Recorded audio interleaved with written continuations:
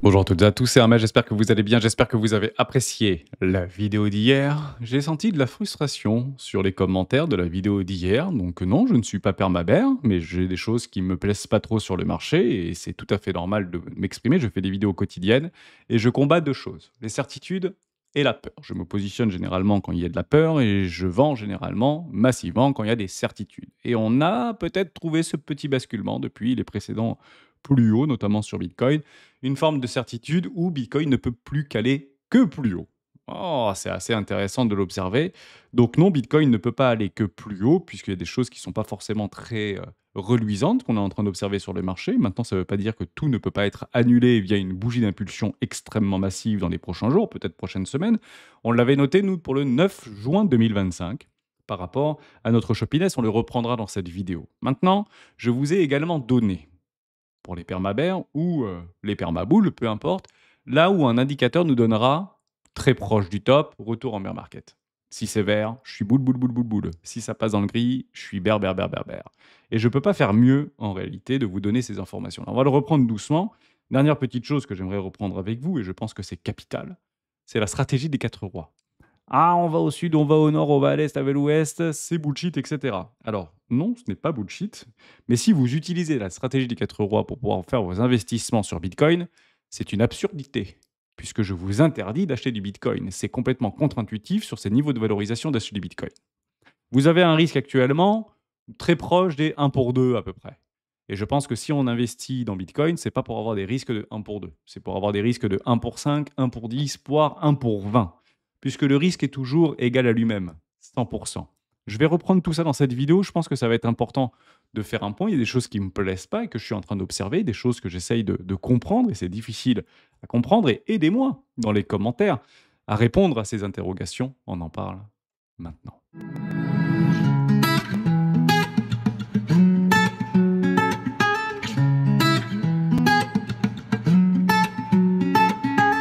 Mais juste avant de commencer, je vous invite toujours à rejoindre le score des rois du marché. Vous trouverez le lien dans la description. À l'intérieur, une documentation qui s'appelle la stratégie des quatre rois.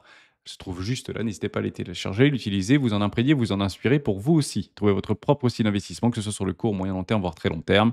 Je l'utilise depuis plusieurs années, que ce soit sur les marchés traditionnels comme cryptoactifs, et ça marche très bien. Et vous allez voir que sur Bitcoin, ça ne peut plus bien marcher, et vous allez comprendre tout de suite pourquoi. Juste avant, on fait un petit tour du côté de Marstouf, Order Flow. Les whales tentent de reprendre ici la main. C'est les deux seules choses que je regarde. Marron, violet. Tant que c'est boule, c'est formidable. Il y a une petite dégradation relativement légère sur les toutes petites time frames. Bon, s'ils reprennent le mood, bah, c'est parfait pour ça. Dernière petite chose, vous avez eu la possibilité de télécharger la stratégie sous la vidéo, le site lesroisdubitcoin.com. Et avant de partir, honnêtement, ça vaut le coup. Mettez votre prénom et votre adresse mail, vous allez recevoir vos identifiants pour accéder aux 4 premières heures de l'initiative des rois. Je vous ai mis dans la dernière vidéo de cette initiative, premier module complètement gratuit, mais 10 indicateurs que j'utilise le plus gratuitement. Vous n'avez même pas besoin de payer, c'est gratos. Et c'est les indicateurs les plus puissants que vous pouvez utiliser. On va en utiliser 2 sur les 10 qui m'expliquent qu'il ne faut pas acheter du Bitcoin maintenant. Voilà, et il n'y a pas forcément des choses qui ne me plaisent pas, et ça ne veut pas dire que c'est baissier, encore une fois. Maintenant, remettez-vous il y a 3 mois en arrière. On avait annoncé quelque chose de formidable. Bottom, 77 000 $. On n'ira pas en dessous. Bon, finalement, on est un tout petit peu en dessous, 74 600 $, mais vous comprenez bien qu'on n'était pas très très loin de la vérité absolue sur cette moyenne mobile 50 périodes, soit dit en passant. Bon, maintenant qu'on avait ça, on s'était posé une question très simple. Ce serait quoi le pire par rapport aux spéculateurs pour pouvoir se faire retourner le cerveau de la façon la plus propre possible? Bah, c'est très simple. Vous allez prendre toute la liquidité dans un déséquilibre de marché sur un premier arrêt, puis vous allez chercher les all-time high, faire une poche de liquidité, percer une poche de liquidité, faire une réintégration, et c'est clairement ce que les boules ne veulent pas voir, pour aller chercher un déséquilibre de marché, et éventuellement aller chercher un deuxième déséquilibre de marché, éventuellement aller chercher toute la liquidité, et éventuellement rentrer dans un foutu bear market, en fait. Voilà, c'est ça la vérité. Donc ça, ce serait le pire scénario qui pourrait arriver. Et ce qu'on est en train d'observer là, bah, c'est pas très glorieux. Pourquoi? Puisque ce qu'on veut voir, si c'est boule, c'est zéro dip. Il faut partir, il faut s'affranchir de cette zone-là le plus rapidement possible. C'est une question de survie en réalité. Maintenant, j'ai eu dans les commentaires pas plus tard qu'hier, Hermès tu dis n'importe quoi, puisqu'il y a plus de longues que de short. C'est complètement faux, il y a autant de longues que de short. Hein. Ce sont des contrats, donc un contrat vendeur est toujours une contrepartie d'un contrat acheteur. C'est comme ça que ça marche. Alors oui, il y a une contrepartie de market makers qui peuvent alimenter des contrats et ils se font rémunérer sur des frais de financement. c'est généralement le thème, hein, ils sont la contrepartie de quelque chose. C'est la raison pour laquelle la manipulation de marché est assez évidente sur ce marché peu régulé, notamment offshore. Mais il y a autant de longues que de shorts sur ce marché. D'ailleurs, je vous ai donné un indicateur technique que j'utilise beaucoup. C'est celui-ci, le ratio Bitfinex long, ratio longue, pas short. Donc, qu'est-ce qu'on observe? Quand ça baisse, ici, on prend des profits, puisque vous voyez qu'ici, ça monte. Ici, ça monte, ici, ça baisse. Donc, on reprend des longues ici, hein. On réempile des longues. Ici, on clôture des longues. Et moi, ce que j'aime bien observer, c'est ce petit truc-là. Vous voyez là, ça baisse, mais là, ça baisse. Donc ça veut dire quoi? Ça veut dire que sur Bitfinex, les whales semblent plutôt attendre une situation plus propice avant de réactiver des longues. Pourquoi? Bah, c'est exactement ce qu'on avait observé ici, par exemple. Vous voyez? Ici, ça monte. Ici, ça baisse. Ici, ça baisse. Ici, ça rebaisse. Ici, ça monte. Et regardez, ici, ça monte. OK. Donc vous voyez que là, ils ont remis des longues, alors que le cours a continué à se dégrader avant d'avoir très proche d'un bottom. Même si on s'est fait déchirer un petit peu plus tard, vous avez compris le truc. Ici, on est parti, et là, les longues, ils se sont mis fort dessus. Et c'est ça qu'on veut observer. Tant qu'on observe des longues qui se mettent sur le marché et qui sont contrepartie d'une dégradation de prix, c'est plutôt positif. Bien que si vous regardez par rapport au bear market précédent, il y en a beaucoup qui se sont brûlés les ailes, soit dit en passant. Mais on peut regarder ça. Actuellement, on est dans quoi? Dans un canal. On peut le prendre comme ça, vous voyez, vous avez un canal. Nous, ce qu'on veut, c'est casser le canal par le bas pour voir une impulsion haussière et une parabole. C'est exactement ce qu'on avait vécu ici, soit dit en passant. Vous voyez là, hop, je vais reprendre mon pinceau, juste là. Vous aviez le canal, c'est exactement le même canal qu'ici en réalité, hein, sortie de bear market. Là, vous avez la cassure, explosion, énorme dégradation. Et ici, on est dans l'explosion. Donc, si on devait faire une, pas une chronologie, mais une représentation chartiste de là où on est par rapport à toutes les planètes qui sont alignées, on est par là, logiquement. On serait juste là. Donc oui, je m'attends bien sûr à avoir une impulsion haussière massive. Mais bon, j'ai bien l'impression que ça n'a pas envie encore de partir. Donc je serai patient. Et j'attendrai un seul indicateur qui me dira Hermès, prends tes bagages et barre-toi. Il est là. C'est pas compliqué, c'est CryptoQuant. Faites un petit rafraîchissement. J'espère que ça va marcher. Est-ce que ça veut marcher? La question reste complètement ouverte. Je l'avais fait tout à l'heure, hein, c'est censé fonctionner quand même, notre équipe de compte. Je vous le remettrai d'ailleurs, mais vous l'avez sur le Discord des rois du marché, ce truc-là. Bon, bah, apparemment CryptoCoin ne veut pas, mais c'est le realist price et actuellement, il est plutôt dans le vert. Ah voilà, il s'est affiché, c'est formidable. Donc vous voyez ici une forme de petite parabole, ici vous voyez une forme de petite parabole. Au moment où ça monte dans le gris, je pars du côté obscur de la force et vous voyez qu'on est très, très proche des tops. Ici, on est très, très proche des tops. Ah, on fait les M-top, on est très, très proche des tops. On va chercher le 618, on vient chercher un 618 et hop, on repasse dans le côté obscur de la force. Donc moi, je vous le dis en toute franchise, si ça passe dans le gris, je me casse et on rentrera en bear market. Donc actuellement, je ne le vois pas. Et ça, c'est sur des grandes time frames. Maintenant, de dire que sur des plus petites time frames, on est potentiellement en train de faire un truc qui nous plaît pas trop, bah, c'est complètement logique. Maintenant, si vous prenez sur des plus grandes time frames et qu'on me challenge sur la stratégie des 4 rois, moi je suis tout à fait d'accord avec vous, vous passez en daily, en journalier, c'est la time frame de référence par rapport à l'indicateur de Twani, et vous avez quoi ici? Vous avez tout simplement investissement 1, investissement 2, 110%, TP numéro 1, TP numéro 2, terminé. Et on est bien sur des TP. Donc on est là pour prendre des profits. En réalité, on n'est pas là pour essayer d'investir là-dedans. On est complètement hors zone. En revanche, vous aviez un autre candidat plutôt sympa qui s'appelle Ethereum. Et Ethereum, dans son univers impitoyable de descente aux enfers, vous avez eu un indicateur qui a dit Oh, investissement 1, les gars. Formidable. Et entre l'investissement de maintenant et le TP numéro 2 d'antan de Bitcoin, bah on a eu une performance relative bien plus importante sur Ethereum que sur Bitcoin. Et c'est ça qu'il faut jouer. Ça, c'est la stratégie des 4 rois. Investir sur Bitcoin aujourd'hui, c'est une hérésie. On ne peut pas, en fait. C'est pas possible. Je vous donne aussi un autre indicateur que j'aime beaucoup utiliser qui s'appelle le R. Williams, notamment en hebdomadaire. Bah, vous connaissez l'histoire. Si vous avez votre hebdomadaire qui est ici dans une absurdité de surachat, eh ben, grosso modo, bah, vendez. Donc vous voyez qu'on est sur une zone de vente ici. Maintenant, on a bien dégradé au niveau de notre moyenne mobile. On est retourné par rapport à notre R. Williams sur une absurdité de surachat ici. On attendra peut-être potentiellement une accélération vraiment violente. Et je veux voir cette accélération vraiment violente. C'est ce qu'on joue actuellement. Il n'y a pas de signe de faiblesse. Il y a de la consolidation, une petite respiration. Mais il va falloir se bouger assez rapidement avant d'avoir cette expulsion. Parce qu'en fait, il n'y a pas 36 solutions. Si on revient juste là et qu'on a fait une déviation puis une forme de réintégration, En mensuel, c'est pas très joli parce que c'est clairement une prise de liquidité qu'on est en train d'observer actuellement. On ne peut pas aller chercher beaucoup plus bas, beaucoup plus haut, beaucoup plus à droite, beaucoup plus à gauche. Maintenant, il va falloir clôturer dans le vert. Et si on clôture une bougie rouge, ça va être très compliqué pour la suite. Mais vraiment très compliqué pour la suite. Alors, quand je dis très compliqué pour la suite, on peut très bien aller chercher toute la liquidité plus bas et puis repartir très fort. Je dis pas du tout le contraire. Mais ça sert à rien de s'exciter sur ces niveaux de prix en réalité. Donc toute petite time frame, scalping, ok. On est encore dans un range, donc c'est là où on se fait du beurre en fait. C'est sur des toutes petites time frames, 7 minutes, 3 minutes, 40 minutes, 5 minutes, 15 minutes. Là-dedans, vous pouvez bouffer puisque on sait qu'on est dans un range en fait. Donc au pire, on se fait éclater, mais on aura des stops et il y aura une accélération haussière. Mais à chercher l'accélération haussière, maintenant la réponse est non. Je vous montre une dernière chose qui est super intéressante. Vous vous rappelez, on avait parlé de ça au niveau des risques et récompenses. On se mettait sur le premier arrêt et on savait que si on venait à casser les 50 000 dollars, c'était terminé bear market. Et là, déjà, à ce moment-là, Hermès, fait chier puisque tu nous expliques qu'il faut encore perdre peut-être 40% avant de se retrouver en bear market. Oui, mais maintenant, c'est pire. Puisque si vous allez chercher des targets de prix assez intéressantes, 230 000 dollars, vous voyez bien ici que notre risque récompense était de 5, voire 6 pour 1. Maintenant, il est plus de 5 à 6 pour 1. En fait, il est de 2 pour 1 et ça devient assez inconfortable d'aller chercher ces targets de prix. Mieux encore, vous connaissez les ratios de 1 pour 1. Donc ici, on se remet sur le premier arrêt et on y est resté un petit peu de temps sur les 74-75 000 dollars. On avait largement le temps d'acheter, on est resté plusieurs journées, hein. Ratio de 1 pour 1, vous les connaissez? Bon, bah, ratio de 1 pour 1, c'est très exactement ici, sur les 100 000 dollars. Donc c'est bien naturel de prendre des profits pour pouvoir se hedge par rapport à des grosses wells qui se sont positionnés là-dedans, par rapport à un risque de 1 pour 1, prise de profit, terminé, bonsoir. Donc vous comprenez bien qu'à ce moment-là, très précisément, ceux qui jouent ce type de swing passent à break-even et la fin des haricots, c'est 73 000 dollars. Toute la liquidité se trouve actuellement ici. Donc je ne dis pas qu'on doit y aller, je ne dis pas qu'il faut y aller, je dis juste que si on y va, à mon avis, on ne se relèvera pas, tout simplement.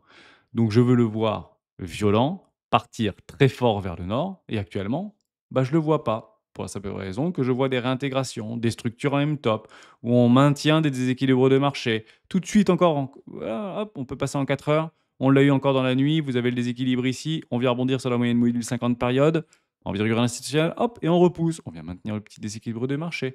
Donc on veut avoir cette impulsion haussière, on veut voir une accélération haussière, et actuellement, bah, on l'a pas. Maintenant, la jouer ici, je trouve ça assez dangereux, tout simplement. Même si rien n'indique un bear market et tout ce que vous voulez. Je vous ai montré l'indicateur technique. Trois choses à vous montrer. La première chose à vous montrer, c'est celle-ci. Les recettes douanières perçues aux États-Unis, le mois de mai, atteint un record de 22 milliards de dollars, après 16 milliards de dollars en avril. Il semblerait que ça fonctionne du côté des recettes fiscales de Donald Trump, qui sont censées financer la baisse des impôts des Américains. Ça, c'est le synonyme d'une explosion de l'inflation. Voilà, donc Jérôme Powell l'a dit, Jérôme Powell nous l'a redit, je ne sais plus où est-ce que je l'ai trouvé, c'était, je ne sais plus du tout où. Bref, on va essayer de le reprendre quand même, mais bon, je le retrouve pas, c'est pas très, très grave, soit dit en passant. Jérôme Powell a dit: Non, c'est 2, il y aura pas de baisse de taux avant». Bon, au moins on a eu exactement ce qu'on attendait. Ça a été beaucoup plus ferme et plutôt d'ailleurs bien pris par le marché parce qu'il y a plus vraiment de choses à attendre maintenant.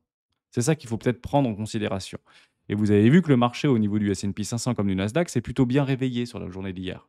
Elle a bien clôturé. Et ça, c'est clairement dû à la politique de Jérôme Powell, bah, qui a enfin, et merci à lui, nous donner de la visibilité. Ça fait 6 mois qu'on attend qu'il nous donne de la visibilité. Il a fallu un discours pour dire non, je ne baisserai pas les taux, c'est 2%, terminé, et il y a rien à voir. Donc on vient de créer une forme d'incertitude, est-ce qu'il va le faire, est-ce qu'il ne va pas le faire? Ah, de toute manière, il ne le fera pas. Bon, bah voilà. Ça permet de créer un environnement avec plus de confiance, plus de certitude et non pas d'incertitude. Et maintenant, le marché choisira. Est-ce qu'il veut monter, est-ce qu'il veut descendre, est-ce qu'il veut aller à droite, est-ce qu'il veut aller à gauche? Je m'en fiche complètement. Je vais essayer de vous retrouver ce que je vous avais donné. Voilà, c'est ça, qui a été partagé par Bitcoin Archive. Ça aussi, c'est quelque chose qu'il faut prendre en considération. Vous avez les ETF et les fonds d'investissement par rapport à leurs investissements, notamment dans Bitcoin. Et on le voit depuis 2015, jusqu'à preuve du contraire. Mais on voit du côté des entreprises publiques, donc publiques ici, ce sont les entreprises cotées, donc publiques qui sont cotées, avec une accélération parabolique sur fin d'année 2024. Alors cette fin d'année 2024, c'est exactement ce que ça nous a donné ici. Ça, c'est clairement les Michael Saylor, les Treasury, les tout ce que vous voulez, les entreprises publiques qui ont acheté très massivement du Bitcoin. Bon, bah, il faut que ça monte hein, jusqu'à preuve du contraire. Parce qu'en fait, vous voyez bien ici qu'il y a un décalage parabolique par rapport à des investissements massifs et c'est pas Pierre-Paul Jacques ou Mamie qui est en train d'acheter du bitcoin, ce sont des entreprises cotées pour y mettre leur trésorerie. Bitcoin devrait être quand même beaucoup plus haut jusqu'à preuve du contraire. S'il y a que des acheteurs, généralement le prix il se déplace vers le nord, il se déplace pas vers le sud où il range pas. Donc s'il y a bien des gros qui prennent des profits. Donc si vous vous posez la question, est-ce qu'il y a des gens qui vendent ici du Bitcoin? Évidemment que des gens vendent du Bitcoin. Et si vous êtes trader, swing trader et vous suivez la stratégie des 4 rois, vous avez déjà encore pris des profits. Vous suivez la stratégie de Twani, vous avez d'ores et déjà et encore une fois pris des profits. Voilà, c'est ça la stratégie des 4 rois. C'est pas d'acheter du Bitcoin ici pour dire ça va monter, ça va à droite, ça va à gauche. C'est boule pour le moment. Le momentum est très fort. Le Chopiness est reparti dans une forme de crosse. Donc ça, c'est peut-être un tout petit peu moins glorieux. Ici, on peut dire qu'on a arrêté une hausse. Mais si on reprend une fractalité comme ça, je vous remets peut-être un petit peu d'opium, même si c'est pas très joli ce qu'on est en train de voir. Mais c'est ce qu'on veut donc voir. C'est ça qu'il faut comprendre. C'est en fonction de nos indicateurs, on s'attend à quelque chose dans le cours si on reprend l'histoire. Donc là, au niveau de mon stock RSI, mon Chopiness stock RSI, ça crosse. OK, ça crosse. Là, j'ai recassé ma ligne de tendance, mes 0,50. Donc mon objectif, et on l'avait noté au 9 juin 2025, c'est d'aller chercher ce bas de trend ici. Bon, est-ce que c'était déjà passé dans le passé? Bah, je vais vous reprendre là où ça m'intéresse le plus dans le passé. Et pourquoi ce serait différent? J'espère que ce ne sera pas différent. C'est ici que ça s'était passé. Vous le prenez exactement là. Vous avez le cross juste là, au niveau de mon stock ici. Et on avait dégradé là. Voilà, très exactement ici. On est un tout petit peu plus haut. Voilà, ici. Derrière, vous allez chercher plus comme ça.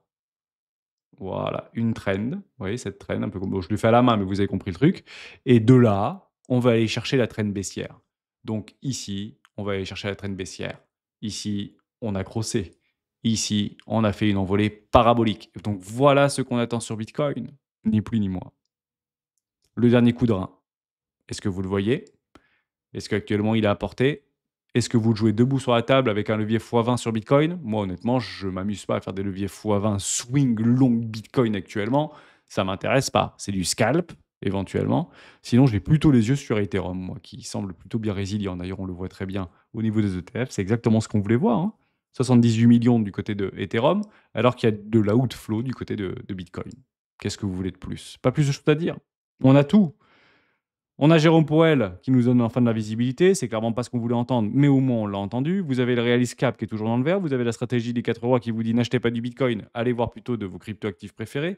Collez-vous sur Others et essayez de voir si oui ou non, il y a pas mal de petites cryptoactifs qui nous donnent la possibilité d'aller chercher de l'extension. On est sur le creux, sur des petites timeframes, on avait dit on arrive dans le déséquilibre de marché. Il faut le tenir ce déséquilibre de marché. On l'a dit pas plus tard qu'hier, ça semble tenir. Maintenant, si ça fait ça, c'est quand même beaucoup moins chouette et on ira chercher des trendlines baissières ou cette trendline baissière, ça fera très mal. Bitcoin perdra peut-être 15-20% et nous, on perdra peut-être 30 ou 34% supplémentaires. C'est la saisonnalité. Donc si c'est boule, il faut que ce soit boule. On n'a plus réellement le temps de se permettre d'avoir des dips profonds. Mais c'est toujours la même chose. Le cours ira toujours contre le sentiment général de marché par rapport à ce que les gens jouent et non pas ce que les gens pensent. Donc si aujourd'hui, vous avez un peu peur, vous êtes dans une forme de complaisance et vous allez plutôt chercher des longues plutôt que d'aller chercher des shorts, bah partez du principe que c'est beaucoup plus facile d'acheter un marché plutôt que de le vendre. Et il semblerait bien que le marché fasse exactement le contraire de la direction de ce que le retail, la monnaie, nous, si vous voulez, choisissent. Donc, ça me fait plaisir d'avoir fait une vidéo peut-être un petit peu moins glorieuse sur la vidéo d'hier. Et les résultats au niveau des commentaires me surprend guère, parce qu'on a envie que ça aille dans le bon sens, et malheureusement, le marché ira toujours un petit peu plus en profondeur, ira toujours un tout petit peu plus bas, ira toujours vraiment nous faire mal, voire nous arracher littéralement, parce qu'on était tout simplement du mauvais côté. Donc, tiens, 100 000 dollars, dernier carat. Allez, on peut peut-être aller vraiment un tout petit peu plus bas, mais il faut pas aller beaucoup plus bas, je vous le dis, parce qu'après, ça devient très, très compliqué pour Bitcoin. Mais pour l'instant, on n'y est pas. On reste boule. Donc, vous savez ce qu'on attend si on est boule. On attend une explosion haussière. Qu'est-ce qu'on attendait ici? Bah, une explosion haussière. Qu'est-ce qu'on attendait ici? Une explosion haussière. Qu'est-ce qu'on attendait ici? Une explosion haussière. Allez, ça dip. Explosion haussière, on s'en fout. Il faut que ça parte. Et on n'a plus le temps. Donc, let's go.